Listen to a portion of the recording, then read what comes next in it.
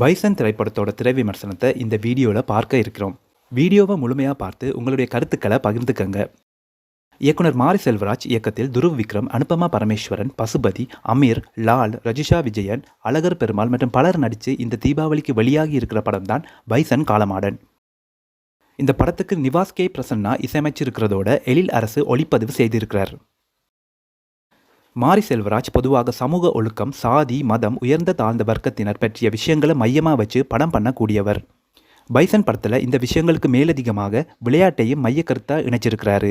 மிகவும் கஷ்டங்களுக்கு மத்தியில் கிராமத்தில் வாழ்ந்து வர்ற கதாநாயகன் கிட்டான் ஊரில் கிராமத்து பசங்களோட கபடி விளையாடி ஆரம்பிக்கிற அவரோட வாழ்க்கை எப்படி இந்தியா கபடி டீமில் இடம் பிடிச்சு இறுதியில் வெற்றி அடைஞ்சு சாதனை பண்ணியிருக்கிறாங்கிறது தான் படத்தோட கதை.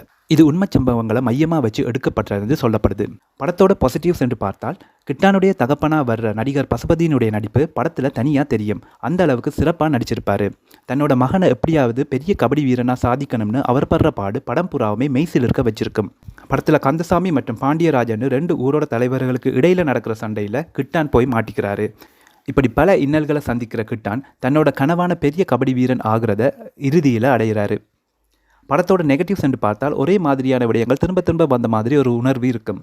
படத்தோட கதாநாயகியான அனுப்பமாக இன்னும் இம்பேக்டான சீன்ஸ் கொடுத்துருக்கலாமோன்னு தோணுது. இந்த படத்துக்கு என்டர்டெய்னிங் வழங்கும் புள்ளிகள் 10க்கு 8.2. இந்த வீடியோ பிடிச்சிருந்தால் லைக், கமெண்ட் செய்யுங்கள். என்டர்டெய்னிங் சேனலை சப்ஸ்கிரைப் செய்யுங்கள்.